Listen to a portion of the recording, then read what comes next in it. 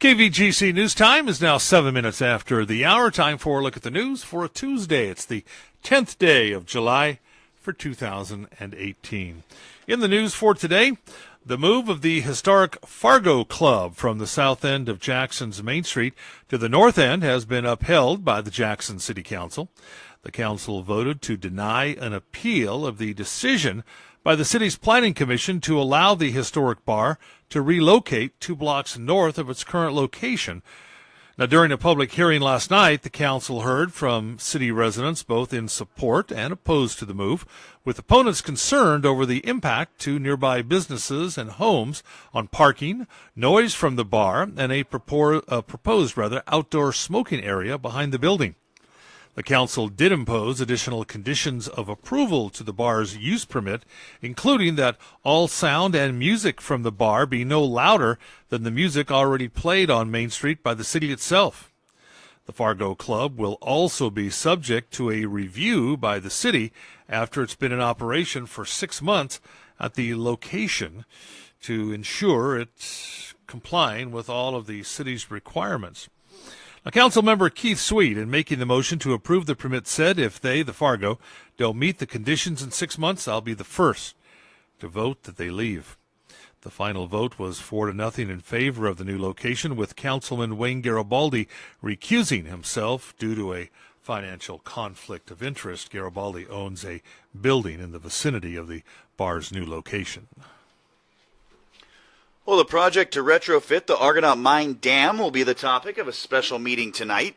The meeting will be held at the Jackson Civic Center and will cover the ongoing work by the Department of Toxic Substance Control to protect the Jackson area from contamination resulting from past operation of the historical mining site. The 6-month project, now underway, will upgrade the aging early 1900s dam by filling the existing arches with concrete and placing a berm in front of the structure. The project also calls for building an earthen embankment and spillway to drain surface water.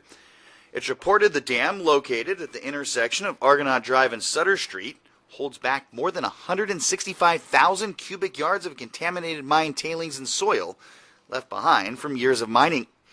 Now, the processing method used by the Argonaut mine to recover gold by processing ore has resulted in hazardous levels of arsenic, lead, and mercury that could potentially be released under a catastrophic dam failure. Tonight's meeting, scheduled to begin at 6:30 at the Jackson Civic Center, and will allow for public Q&A. And the Eldorado National Forest has prepared a draft environmental impact statement and is seeking comments on what they call the Eldorado National Forest Over Snow Vehicle Use Designation Project. With this project, the Forest Service proposes to designate over snow areas and trails for public use on the National Forest System's lands and consistent with the travel management regulations, and to identify trails where grooming will occur. Comments must be submitted by August 6th. The report and more information on how to comment are available for review on the Eldorado National Forest website. Comments may be submitted electronically or by mail. If you want more information, contact the Forest Environmental Coordinator at 530-642-5187. And 5 new Calaveras Sheriff volunteers heading to the streets, events, and lending a helping hand. Sheriff DiBasilio administered the oath as 5 new members of the Calaveras Sheriff Volunteer Unit were recently sworn in. Calaveras County Sheriff Volunteer Unit, a group of individuals supporting the Sheriff Office by working the county substations, doing patrols, working special events, and tackling many of the routine tasks, freeing up paid deputies, and saving county resources for other needs. Now, in addition to traffic control and crowd safety, the volunteers also take some of the paperwork burden off the department, offering a cost-effective yet secure means of sharing the workload. If you would like to become a member of the Calaveras Sheriff Volunteer Unit, call the Sheriff Office at 209-754-6500 and request an application.